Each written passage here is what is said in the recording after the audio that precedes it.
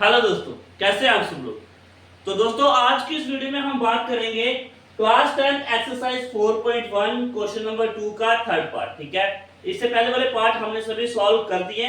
आइए तो आज हम थर्ड पार्ट को सॉल्व करेंगे। ठीक है, तो कह रहा है देखिए, Rohan's mother is 26 year older than him. Rohan की मदर है, वो रोहन से 26 साल बड़ी है। ठीक है, the product of their age 3 year from now. बोल रहा है कि आज से 3 साल बाद अगर हम इन दोनों की एज का प्रोडक्ट करेंगे तो वो कितनी हो जाएगा 360।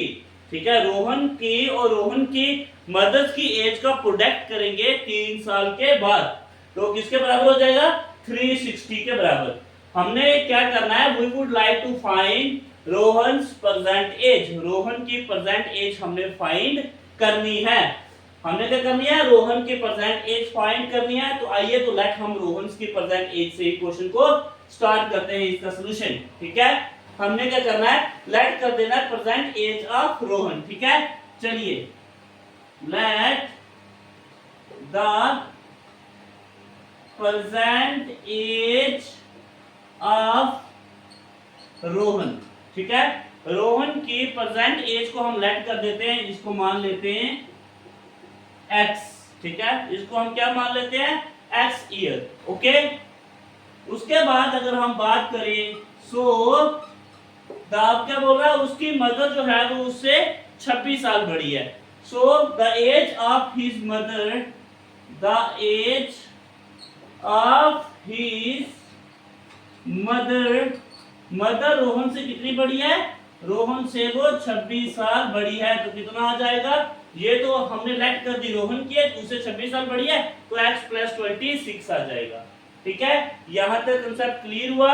अब बोल रहा है 3 साल के बाद। ठीक है, आफ्टर 3 ईयर, 3 साल के बाद रोहन की एज हो जाएगी, यहां पे लिख देते हैं after 3 years Rohan age, Rohan की एज हो जाएगी, आज उसकी x ईयर है तो 3 साल के बाद कितनी हो जाएगी x + 3। ओके, वैसे ही और 3 साल के बाद उसकी मदर की एज हो जाएगी, मदर्स एज हो जाएगी। तो 3 साल पहले वो 26 में थी तो अब कितनी की हो जाएगी 29 की, है ना। तो x + 29, यहां तक समझ में आया पूरा। अब कह रहा है देखिए 3 साल बाद इन दोनों की एज को अगर हम प्रोडक्ट करेंगे तो मतलब अगर हम x + 3 और x + 29 करेंगे तो इन दोनों का प्रोडक्ट करेंगे तो 360 के बराबर होगा। तो वो हो जाएगा 360 के बराबर। यहां तक समझ में आया।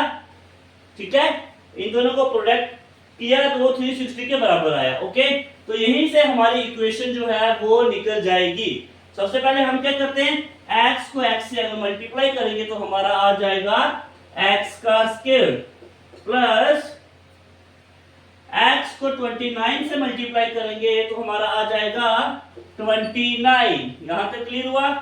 फिर देखिए ये भी प्लस है तो ये भी प्लस है, 3 × x को करेंगे प्लस हो जाएगा 3x। क्लियर हुआ। उसके बाद 29 को 3 से करेंगे तो हमारा आ जाएगा 87 प्लस 87 इज इक्वल टू किसके बराबर था ये 360 के, तो यहाँ पे आ जाएगा 360। समझ में आया। हमने क्या किया, पहले x को x से मल्टीप्लाई किया, फिर x को किया 29 से, फिर 3 को x से किया, 3 को किया 29 से। ठीक है, यहाँ तक क्लियर। नेक्स्ट देखिए अब हमने क्या करना है, ये देखिए x का स्क्वायर प्लस 29। ये देखिए जब हमने यहाँ से x को 29 से किया था 29x यहाँ पे आएगा। ठीक है, तो यहाँ पे क्या आना था 29x। ओके, अब देखिए 29x है तो यहाँ पे भी क्या आ जाएगा 29x।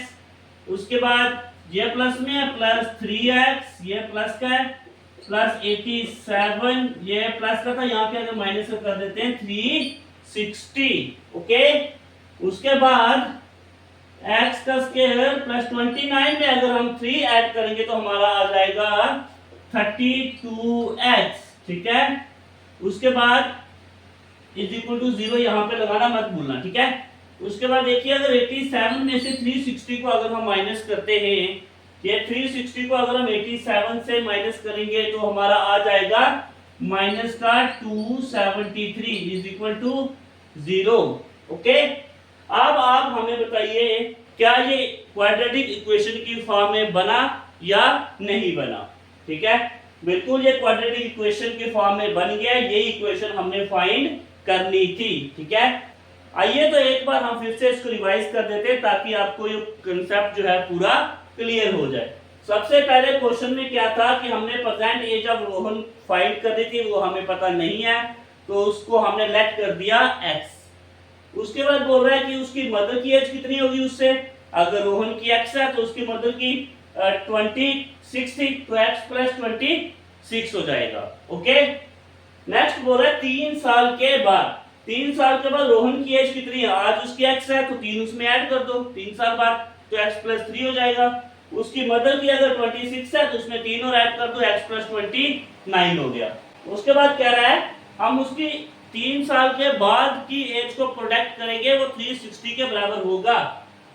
3 साल बाद उनकी ये एज थी, उनको प्रोडक्ट किया, वो 360 के बराबर आ गया। फिर हमने x को x से मल्टीप्लाई किया, x को फिर हमने किया 29 से तो 29x आ गया।